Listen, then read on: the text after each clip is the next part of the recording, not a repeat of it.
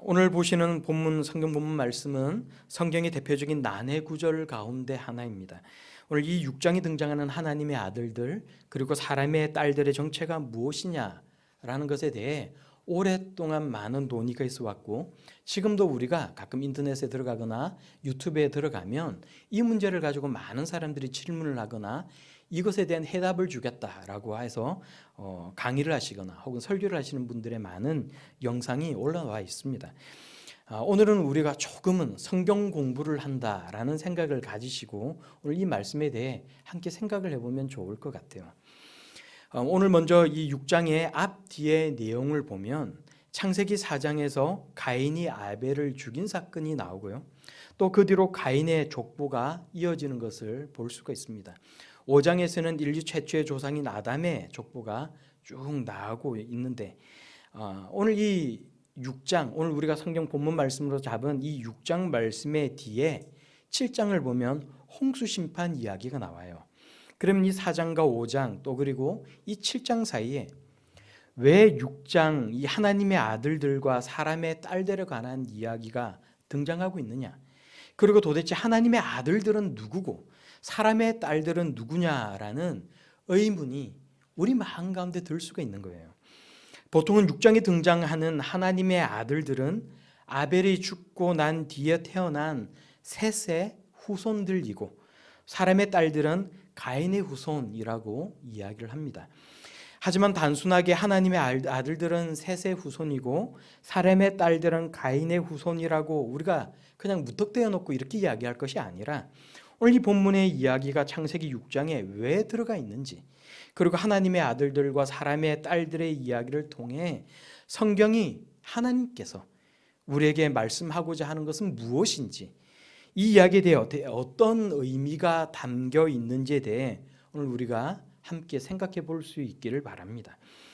오늘 본문 말씀 전후로 창세기의 흐름을 우리가 생각을 해보면, 태초에 하나님께서 천지 만물을 창조하셨고요, 아담과 하와를 만드셔서 에덴 동산에 살게 하셨는데, 하나님께서 먹지 말라고 하셨던 선악과를 아담과 하와가 따먹음으로써 선악과를 먹으면 정령 죽으리라 라고 말씀하신 하나님의 그 말씀과 그 언약의 내용대로 죽음이 인간에게 이르렀다는 거예요.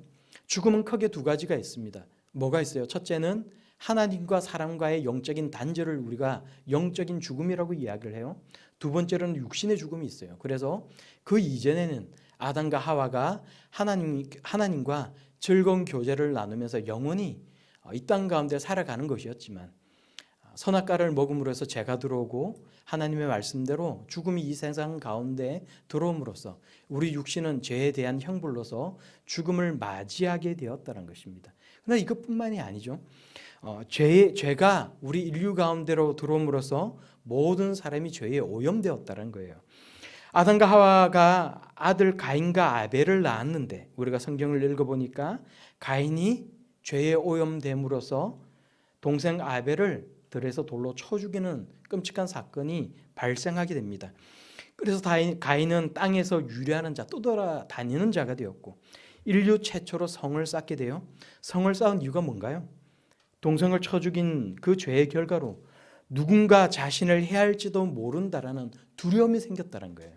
그래서 그 두려움 때문에 성을 쌓게 되었다는 것입니다. 사장을 보면 가인의 족보가 나옵니다. 가인의 자식들은 계속해서 죄를 짓고요, 하나님께서 주신 일부 일처제를 깨트리고 여러 명의 부인을 두게 되고, 또 가인의 후손 중에 라멕이라는 사람은 내가 사람을 죽였노라고 노래를 만들게 됩니다.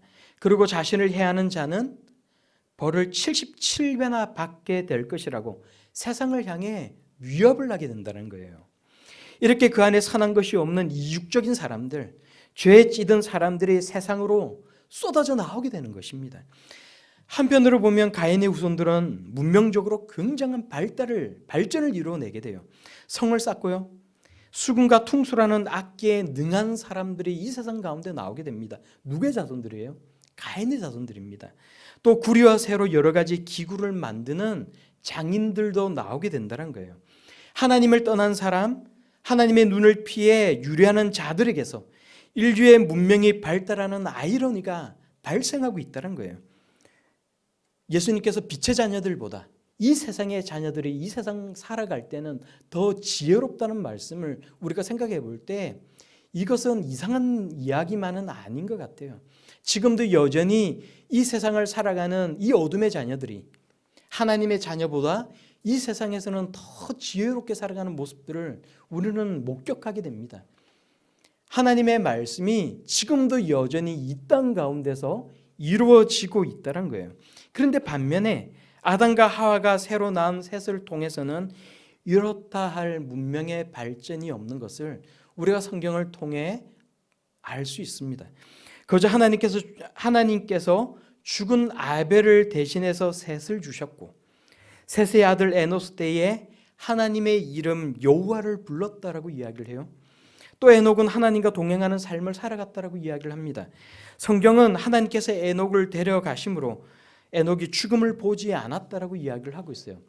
이 셋의 후손들의 이 이야기를 통해 이 족보를 통해 우리가 알 수 있는 것은 어떤 큰 문명의 발전을 이뤘다라는 것보다는 하나님과 동행하는 삶을 살아가고 영적으로 하나님과 가까운 삶을 살아갔다라는 것을 우리가 목격할 수가 있는 것입니다. 경건한 삶을 살았다라는 것을 우리가 알 수가 있는 것입니다. 사람들이 땅에 번성하고 득실을 거리고 살 때에 총명하고 육적한 사람들, 가인의 후손들만 있었던 것은 아닙니다. 경건한 셋의 후손들도 있었다라는 거예요. 그런데 오늘 우리가 보는 이 이야기, 그리고 오늘 우리가 이 6장의 이야기 뒤에 보게 되는 7장에 나오는 이 노아의 심판, 물의 심판의 이야기는 왜 이런 끔찍한 일이 일어나게 된 것입니까? 왜 하나님은 자신이 창조하신 인간을 땅 위에서 물로 썰어버리셨습니까? 왜 홍수로 인한 심판이 발생한 것입니까? 6장이 바로 우리에게 그 답변을 주고 있다는 것입니다. 본문의 사건이 물로 치신 심판의 이유라는 거예요. 그리고 하나님의 아들들과 사람들의 딸들이라는 이 말에서 성경은 우리에게 어떠한 강력한 메시지를 들려주고 있다는 것입니다. 하나님의 아들들과 사람의 딸들이 과연 무엇이냐에 대해 아까도 말씀드렸던 것처럼 많은 논쟁과 연구가 지금까지도 있어 오고 있습니다. 먼저는 하나님의 아들들은 천사를 가리키고 사람의 딸들은 그냥 사람의 딸들, 사람의 딸들은 말 그대로 그냥 사람의 딸, 사람의 후손을 이야기하는 것이라는 주장이 있어요. 예수님과 비슷한 시대를 살았던 유대 철학자 필로와 유대 역사가 요세푸스, 또 종교개혁가 루터 같은 사람들이 이러한 주장을 했습니다. 욥기 1장 6절을 보면 하나님께서 천상회의를 하시는데 이때 천사를 하나님의 아들들이라고 표현하고 있는 것을 우리는 볼 수가 있어요. 이외에도 욥기에서 몇 군데 더 이러한 표현이 나오고 있고요. 다니엘서에도 천사를 하나님의 아들들이라고 부르고 있는 것을 우리는 볼 수가 있습니다.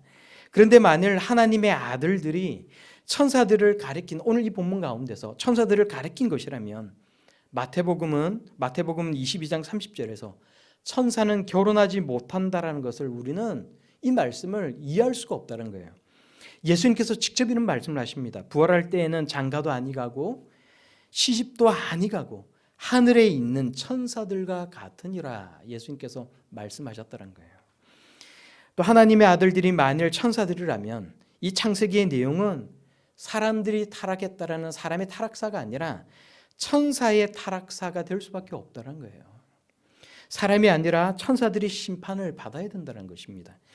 또 천사나 영이 결혼한다는 것은 이방의 신화에서나 볼 수 있는 비성경적인 주장이라는 거예요. 성경 본문 전의 문맥을 전혀 고려하고 있지 않은 그래서 신화에나 나올 법한 그런 이야기라는 것입니다. 또 두 번째로 하나님의 아들들은 귀족의 아들들을 말하는 것이고 사람의 딸들은 천한 사람들을, 천한 백성들을 말을 하는 것이다라는 주장도 있습니다. 인간 사회의 신분이 다른 두 계급을 의미하고 있다는 주장입니다. 유대 랍비들이 주로 이 견해를 받아들였고요. 유명한 신학자들, 오늘날의 많은 세속적인 신학자들도 이러한 의견을 많이 수용하고 있습니다. 비성경적인 주장이긴 하지만 사무엘하 7장 14절의 말씀을 보면 다윗 왕의 자손이 하나님의 아들들이라고 불려진 것을 우리는 실제로 성경 속에서도 볼 수가 있어요. 또 근동 지역에 우가릿이라는 옛날에 그 나라가 있었는데 고대 나라가 있었는데 그 나라의 왕 게렛을 엘의 아들, 엘이란 말이 하나님, 신이라는 뜻이거든요. 그래서 신의 아들이라고 불렀다는 것을 그 고대 근동의 그 문명을 우리가 살펴보면 알 수가 있다는 거예요. 그래서 이러한 주장에 의할 때 이 성경 본문은 이 왕들이 자신들이 좋아하는 천한 백성들의 모든 여자를 다 눈에 닥치는 대로 데려와서 후궁을 삼음으로써 죄를 범하였다라는 내용으로 우리가 이해할 수 있다, 이렇게 이야기를 합니다. 그렇지만 하나님의 아들들이 기족의 아들들이나 왕 같은 사람들이라면 하나님께서 인류를 물로 이 지면에서 쓸어버리신 이유가 전혀 이 이유와 맞지 않다는 거예요. 오늘 성경 본문 6장 5절 말씀을 보면 여호와께서 사람의 죄악이 세상에 가득한과 그의 마음으로 생각하는 모든 계획이 항상 악할 뿐임을 보셨다라고 이야기를 해요.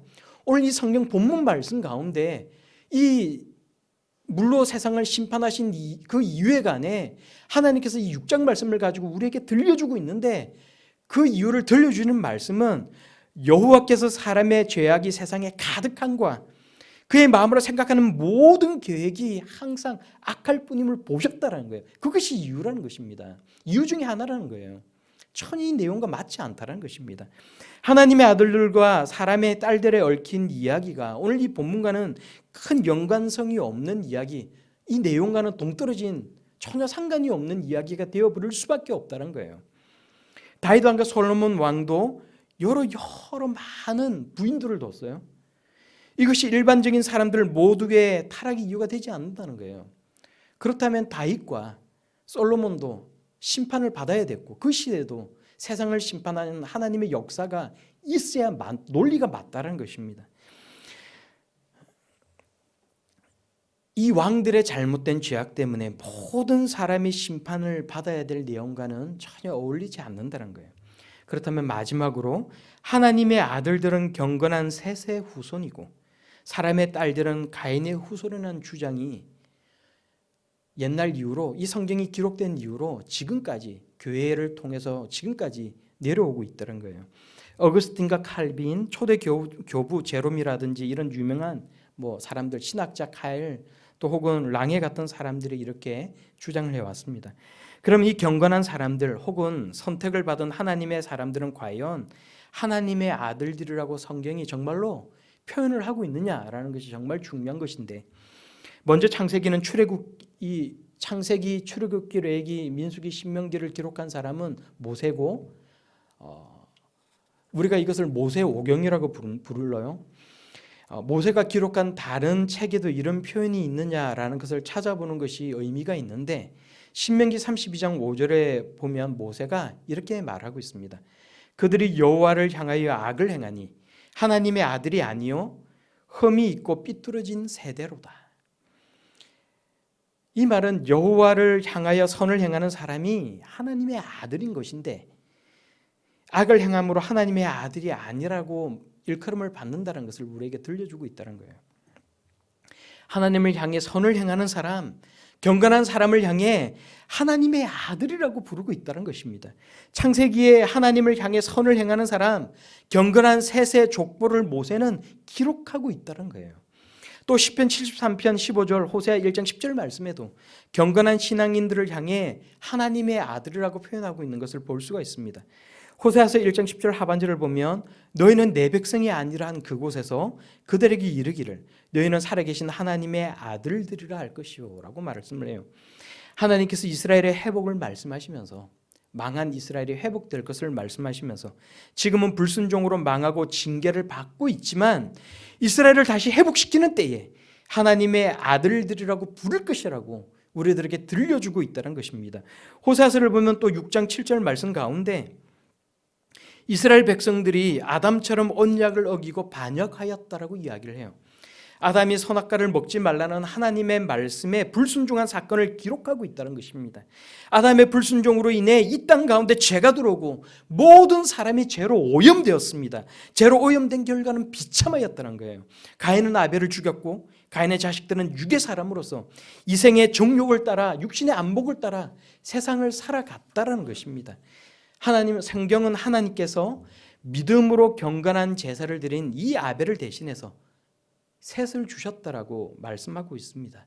그리고 성경은 가인의 족보와 아담의 족보, 셋의 족보를 나누어서 각각 4장과 5장에 기록을 하고 있다는 거예요. 그리고 아담의 족보는 셋의 족보로 우리에게 나타나고 있습니다. 셋의 아들 에노스 때에 여호와의 이름을 불렀다는 거예요. 여러분, 하나님과 여호와가 어떻게 다른지 아십니까? 성경에서 능력이 하나님을 강조할 때는 하나님이라고 기록하고 있고요, 엘로힘이라고 기록하고 있고요, 언약의 하나님, 언약을 강조할 땐 여호와란 이름으로 기록하고 있다는 거예요.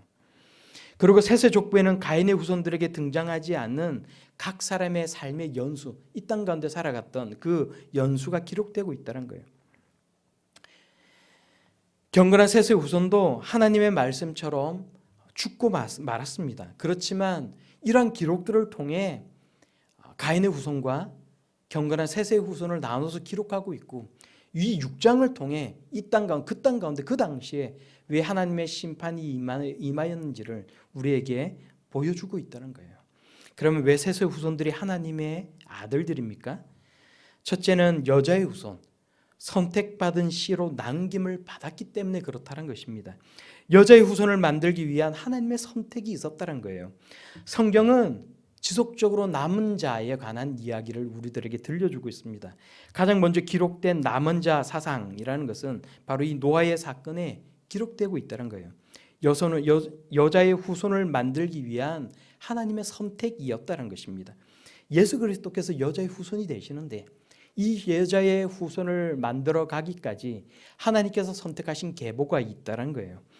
마태복음에 예수님은 동정녀 마리아의 몸을 통해서 태어나셨습니다. 여자의 후손으로 태어날 씨를 하나님께서 보존해 두셨는데 셋의 후손으로 태어나게 하셨다는 거예요. 아담과 하와가 선악과를 따먹고 범죄하였을 때 하나님께서 창세기 3장 16절의 말씀을 통해 여자에게서 나는 그 후손을 통해 이 땅 가운데 구원을 이루겠다라고 말씀하셨다는 것입니다. 우리가 성경을 보면 또 둘째로 이 셋의 후손은 경건한 사람들이란 거예요. 셋의 후손이 구별되고 경건한 삶을 살았다는 것을 셋과 에노스를 통해 성경을 우리에게 드러내고 있고, 가인의 후손과 구별되게 기록된 것을 우리에게 보여주고 있습니다. 창세기 4장 25절에서 26절까지의 말씀을 보면 이렇게 말씀을 하세요. 우리가 혹시 성경을 찾으실 수 있는 분들은 우리가 함께 같이 찾아서 읽어보는 것도 좋을 것 같습니다. 창세기 4장 25절에서 26절까지 말씀입니다. 4장 25절에서 26절까지 말씀을 우리가 한 목소리로 같이 읽겠습니다. 시작. 아담이 다시 자기 아내와 동침하매 그가 아들을 낳아 그의 이름을 셋이라 하였으니 이는 하나님이 내게 가인이 죽인 아벨 대신에 다른 씨를 주셨다 함이며, 셋도 아들을 낳고 그의 이름을 에노스라 하였으며 그때 사람들이 비로소 여호와의 이름을 불렀더라. 아멘. 아멘. 그리고 5장 24절 말씀을 한 번 더 찾아서 함께 읽어보겠습니다. 5장 24절 말씀이에요. 시작. 에녹이 하나님과 동행하였더니 하나님이 그를 데려가심으로 세상에 있지 아니하였더라. 아멘. 세상에서 흥하고 이름을 남기고 잘 살았던 이 가인의 후손들의 족보와는 다르게 셋의 족보는 언약의 하나님 여호와의 이름을 부르고 하나님과 동행했다는 것이 강조되고 있다는 거예요. 결론이 분명하지 않습니까? 이 성경 말씀을 통해 우리에게 분명하게 드러나고 있지 않습니까? 하나님의 아들들은 5장에 기록된 셋의 후손이고 사람의 딸들은 4장에 기록된 가인의 후손들인데, 가인의 계열은 타락했고 셋의 계열은 경건한 삶을 살았다는 거예요.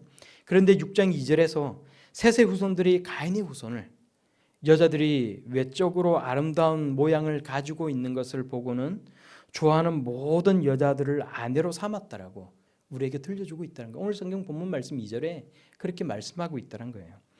구별된 삶을 살아야 하고 경건된 삶을 살아야 하는 하나님의 선택하신 이 셋의 계열이 가인의 후손들과 뒤섞여 버리고 말았다는 것입니다. 우리도 하나님과 동행하며 살아가는 우리의 인생이어야 하는데 세상과 구별되지 못하는 모습 가운데서 뒤섞인 삶을 살아가고 있지는 않습니까? 성경을 보면 아름답다라는 말, 보았다라는 말, 취했다라는 말이 나오고 있는 것을 우리가 볼 수 있어요. 아름답다라는 말은 오늘 성경 본문 가운데 나오는 아름답다라는 말은 히브리어 원어로 보면 토브라는 단어를 사용하고 있어요. 이 토브라는 말은 좋다, 아름답다, 선하다, 부유하다라는 뜻을 가지고 있습니다. 경건하게 살아야 될 셋의 후손들이, 가인의 후손들이 가지고 있는 외적인 아름다움, 외적인 부유함, 외적으로 눈에 볼 때 좋아 보이는 좋은 문명을 이루고 살아가는 이 모습들을 보고는 자신들이 자신의 삶에 그 자리를 지키고 살아가야 하는 경건의 모습들을 버리고 세상과 구별되는 거룩함의 모습을 버리고 가인의 후손과 뒤섞여 살았다는 거예요. 오늘 우리가 보는 이 아름답다, 보았다, 취하였다라는 말은 창세기 3장 6절에 보면 뱀의 유혹을 받고 선악과를 보고 그 선악과를 먹었던 아담과 하와의 그 사건 속에 나오는 단어와 동일하게 똑같이 표현되고 있다는 거예요. 우리 한글 성경에는 이것이 정확하게 드러나고 있지 않지만 원어 성경을 보면 매우 정확하게 대꾸를 이루고 있다는 거예요. 창세기 3장 6절에 뱀의 유혹을 받고 선악과를 보았을 때 이것이 너무나도 좋아 보였고 그래서 선악과를 취하였다는 것과 동일한 그 단어와 구조를 이루고 있다는 것입니다. 하나님의 아들들이 하나님을 모르고 육체를 따라 살아가는 가인의 여자들의 그 좋은 외모, 부유함, 그 문명이 발달함, 그 외적으로 눈으로 볼 때 좋아 보이는 그 모습들을 보고는 그 여자들을 모두 아내로 삼았다라고 성경이 우리에게 들려주고 있다는 거예요. 여호와 이름을 불렀고 예배를 드렸고 경건하게 살았던 이 셋의 후손들이 외적인 것에 이끌려서 그 부유함에 이끌려서 가인의 후손들을 족족이 다 아내로 삼으면서 뒤섞여 살았다는 거예요. 자신의 살아가야 할 경건의 모습을 버리고 살았다는 것입니다. 이방 여자를 아내로 삼은 솔로몬이 타락하였듯이 셋의 후손들도 타락해버리고 말았다는 것입니다. 일부 1처제를 명하신 하나님의 말씀을 부정하고 여러 여자들을 두고 그 가운데 타락한 모습 가운데 살아갔다는 것입니다. 그러므로 하나님께서는 말씀하십니다. 오늘 3절 말씀 가운데 우리 함께 3절을 다시 한번 한 목소리로 읽어보도록 하겠습니다. 3절입니다. 시작. 여호와께서 이르시되 나의 영이 영원히 사람과 함께하지 아니하리니 이는 그들이 육신이 됨이라. 아멘. 육신의 정욕을 따라 살아가는 셋의 후손은 이미 세상에 동화되어서 경건성을 잃어버렸고 육체의 소욕을 따라 살면서 여러 여자와 관계를 맺으며 타락하였으므로 지면에 사는 사람들의 생명을 거두가겠노라고 하나님께서 말씀하고 있다는 거예요. 그리고 4절 말씀을 보면 그들은 용사라 고대 명성이 있는 사람들이었다라고 이야기를 해요. 오늘 우리가 그냥 이 말씀을 읽어보면 뭔가 좋은 뜻으로 하는 이야기 같지만 그렇지 않다는 거예요. 여러분 4절 말씀에 3절과 5절 말씀을 함께 읽어보십시오. 이 말은 부정적인 평가를 담고 있다는 거예요. 그들은 용사라라는 이 말은 우리가 용사라는 말은 좋은 뜻으로 이야기하지만 성경이 의미하고 있는 것은 그들은 전사라, 그들은 육체의 싸움을 하는 전사라라고 말을 하고 있다는 거예요. 고대 명성이 있는 사람이라는 말은, 명성이라는 말은 우리가 어떤 좋은 것을 의미할 때 이 말을 쓰는데 그들은 이름 있는 자라. 정확하게 성경 원어로는 그렇게 그렇게 들려주고 있고요. 이 말은 그들은 악명 높은 자들이라라고 우리에게 전해주고 있다는 것입니다. 그들은 사람의 육체 날마다 싸움을 하는 전사라. 고대의 악명이 높은 사람들이었더라라고 우리에게 들려주고 있다는 거예요. 어떤 신적인 존재들의 사람과 결혼을 해서 낳은 자식들이 고대의 유명한 어떤 신화적인 의미를 가지고 있는 그런 존재였다라는 말이 아니라는 것입니다. 이 말은 어떤 객관적인 진술을 하고 있는 것이 아니라 오늘 이 앞절에 어떤 육체라는 것을 강조하고 있고 오늘 이 뒷절에서는 악함을 강조하고 있는 이 말과 함께 연관지어 생각해 볼 때 부정적인 평가를 들려주고 있다는 거예요. 그래서 이 말은 그들이 전사로서 악명이 높은 사람들이었고 육체적으로 굉장히 강한 사람들이었다는 것을 우리에게 들려주고 있다는 것입니다.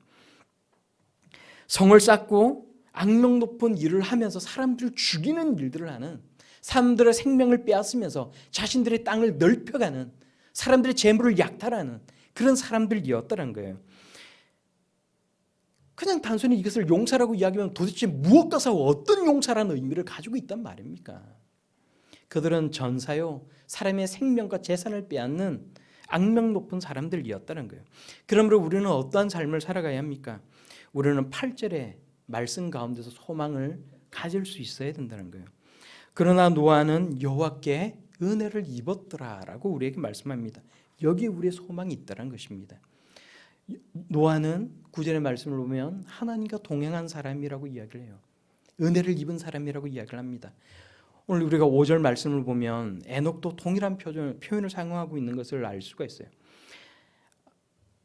창세기 5장 24절 말씀에 동일한 표현을 사용하고 있는 것을 알 수 있어요. 에녹이 하나님과 동행하였더니 하나님이 그를 데려가심으로 세상에 다시 있지 아니하니라.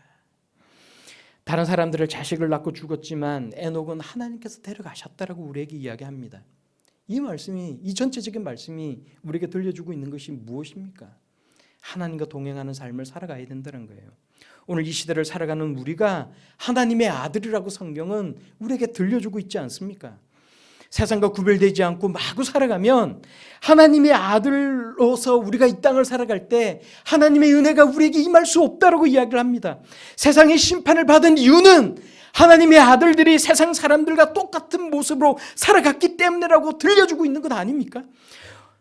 화려하게 살지 못하고 형통하지 못해도 부유하지 못해도 하나님과 동행하는 것이 우리에게 복이라고 성경은 우리에게 들려주고 있다는 거예요. 노아의 방주가 의미하는 게 뭐예요? 교회라는 거예요? 아닙니까? 예수 그리스도의 은혜라는 것 아니에요. 심판받은 노아와 그 자녀들이 우리에게 들려주는 것은 그 남은 자들이 이 땅 가운데 그 당시에 살았던 것처럼 오늘날 이 땅 가운데 우리가 살아가고 있다는 거예요. 우리는 거룩하고 경건하게 살기 위해 힘써야 한다는 것입니다. 거룩은 세상과 구별되는 것이고요. 경건은 하나님의 자녀라는 정체성을 가지고 살아가는 것입니다. 그리고 성경은 참된 경건이 무엇인지에 대해서도 우리에게 들려주고 있어요. 야고보서 1장 26절에서 27절까지 말씀은 우리에게 이렇게 말씀합니다. 누구든지 스스로 경건하다 생각하며 자기 혀를 재갈 물리지 아니하고 자기 마음을 속이면 이 사람의 경건은 헛것이라. 하나님 아버지 앞에서 정결하고 더러움이 없는 경건은 곧 고아와 가부를 그 환난 중에 돌보고 또 자기를 지켜 세속에 물들지 아니하는 그것이니라. 야고보서 말씀이 우리에게 들려주는 참된 경건이 뭐예요? 첫째는 입으로 죄 짓지 않는 것. 둘째는 소외된 사람들, 도움이 필요한 사람들이 어려움을 겪고 있는 것을 보고 내가 도와줘야지 생각하고 마는 것이 아니라 실질적으로 그 사람들을 돌봐주는 것. 그리고 세 번째는 자기를 지켜서 세상의 풍속에 물들지 않는 것이라고 우리에게 말씀하고 있는 거예요. 로마서 12장 2절 말씀이 우리에게 뭐라고 이야기합니까? 너희는 이 세대를 본받지 말고 오직 마음을 새롭게 함으로 변화를 받아 하나님의 선하시고 기뻐하시고 온전한 뜻이 무엇인지를 분별하라. 우리에게 말씀하고 있다는 거예요. 특별히 저는 언어가 새로워야 된다고 생각을 합니다. 우리의 언어가 관성과 타성에 젖어 있으면 그 단어의 의미가 사라져버리고 만다는 거예요. 단어가 갖는 의미에 대한 갈망이 있어야 된다는 것입니다. 오늘 이 성경 말씀을 여러분 함께 나누면서 제가 계속 강조하고 있는 게 뭐예요? 거룩함, 경건함, 하나님의 아들로서 살아가는 것, 그것 아닙니까? 그냥 들으면 흘려 지나가는 거예요. 여러분 이 의미가 특별히 와닿는 것도 없이 예배 끝나고 돌아가면 아무것도 마음 가운데 남는 게 없는 것입니다. 저는 지난 수요일 새벽기도 시간에 장모님을 위해서 기도를 했어요. 저희 장모님이 암으로 오랜 시간 동안 알아오셨어요. 이제 마지막에는 몇 달을 호스티스 병원에 계셨어요. 이제 호스피스 병동은 이제 암으로 인해서 이제 죽기 얼마 전 이제 살아갈 날이 얼마 남지 않은 사람들이 마지막으로 머무는 곳이에요. 뭐 이렇게 공개적으로 누구에게 이렇게 말하지는 않았지만 아내하고 이것 때문에 새벽마다 늘 기도하면서 하나님 우리 어머님이 낫게 해달라고 많이 기도를 했는데 수요일 새벽 기도 시간에 기도를 하는데 제 마음 가운데 하나님께서 이런 말씀을 주시는 거예요. 천국 환송회를 하라라고 말씀하시는 거예요. 저는 사실 제가 교회 사역을 오랫동안 하면서 그 의미에는 동감을 하고 동의를 하지만 한 번도 장례에 대해서 천국 환송회라는 표현을 제가 써본 적이 없어요. 제 입 밖으로 그런 말을 해본 적이 없어요. 장례식을 천국 환송회라고 한 번도 저는 표현을 해본 적이 없어요.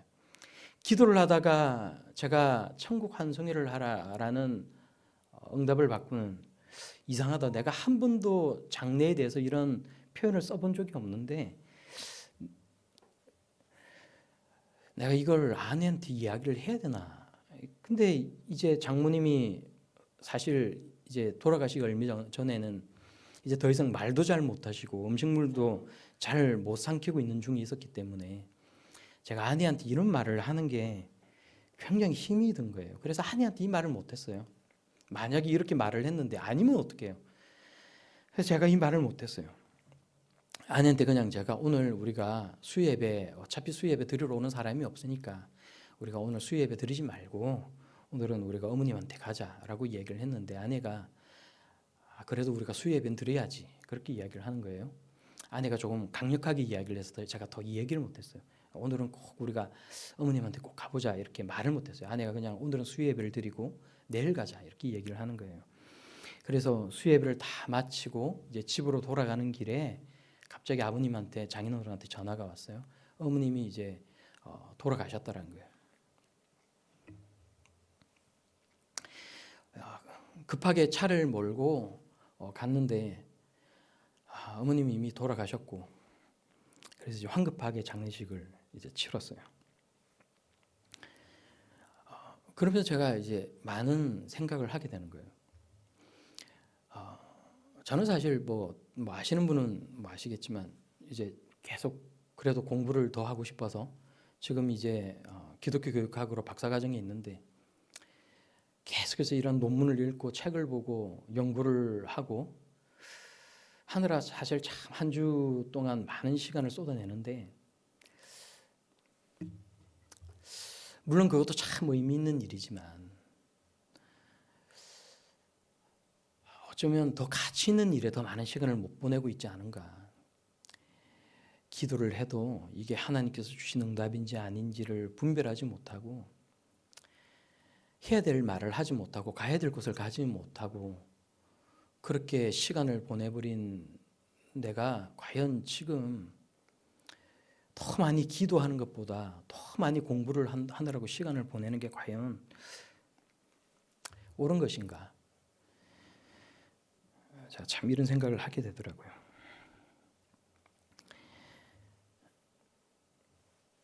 예전에 개그맨 김병만 씨가 나오는 뭐 요즘도 하는지는 제가 잘 모르겠습니다만 정글의 법칙이라는 그 TV 프로를 보면 이제 오지에서 지치도록 고생을 하다가 파인애플 같은 이런 과일을 발견을 해서 칼로 껍데기를 이렇게 막 내쳐가지고 이제 한 입 베어 먹는 모습을 보면 이게 참 그 모습을 보면 입안에 저절로 군침이 돌지 않아요?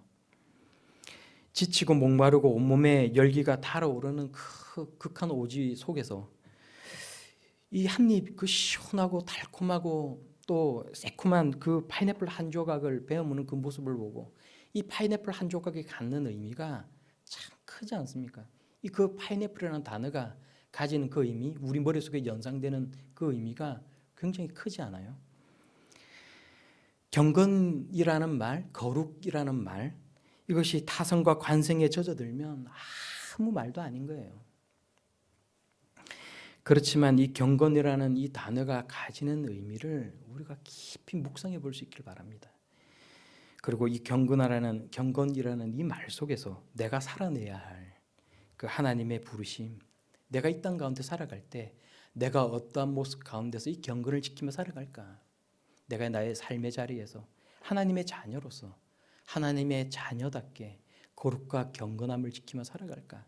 내가 묵상하고 이렇게 살아내려고 깊이 있게 생각하고 기도할 때 이 경건이라는 이 단어가 내 머릿속에서 한번 지나가 버리는 단어가 아니라 깊이 묵상되고 의미를 가지고 살아있는 말이 될 수가 있는 것이라고 생각을 합니다. 여러분, 하나님의 말씀, 오늘 이 말씀 가운데 주어지는 핵심 어들을 생각해 보십시오. 하나님의 아들됨, 하나님의 딸, 하나님의 자녀됨, 거룩함과 경건함, 구원과 심판, 이 단어들에 대한 갈망이 우리 마음 가운데 있어야 된다는 거예요. 이 땅에는 여전히 하나님의 아들들과 사람의 딸들이 살아가고 있어요. 거룩과 경건을 갖추고 살아가야 되는 하나님의 자녀들이 있다는 거예요. 그게 우리의 모습이어야 한다는 것입니다. 그리고 세상의 풍속을 쫓아 육체의 만족과 육체의 부유함, 육체의 아름다움에 빠져만 살아가는 가인 계열의 후손들이 여전히 이 땅 가운데, 오늘 이 시간에 이 세상 가운데 있다는 거예요. 그리고 하나님의 다시 한번 예비된 심판이 있다라고 성경은 우리에게 말씀합니다.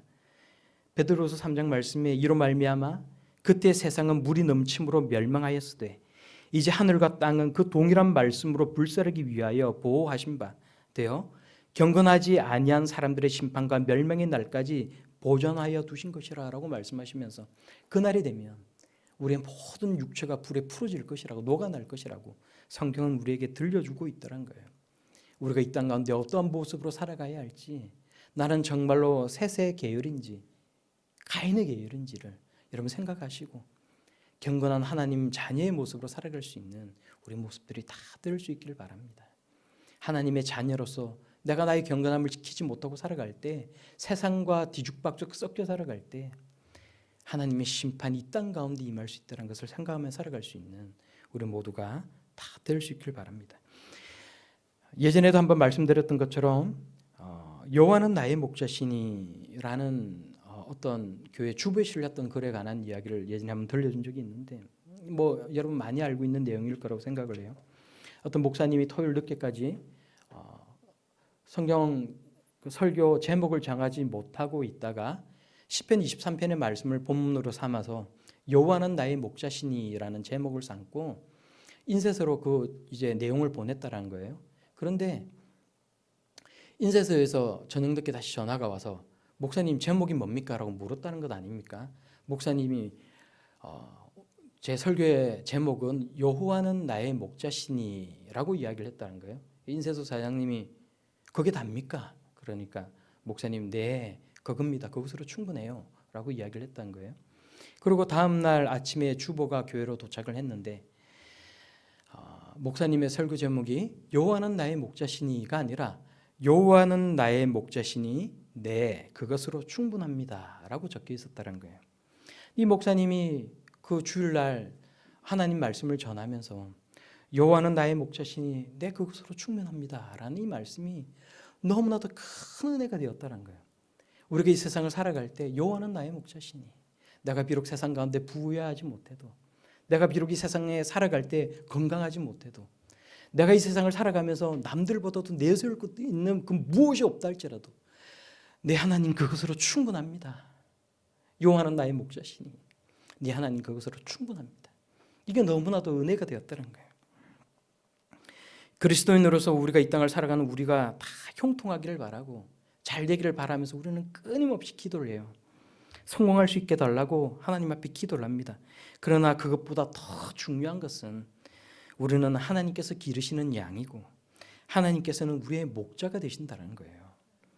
지독한 자기 사랑, 자기 애를 채워달라고 기도할 것이 아니라 경건의 모습, 정직한 삶을 살아내기 위해 노력해 나갈 수 있는 저희 여러분들이 다 될 수 있기를 바랍니다. 그래서 여호와는 나의 목자시니 하나님 그것으로 충분합니다.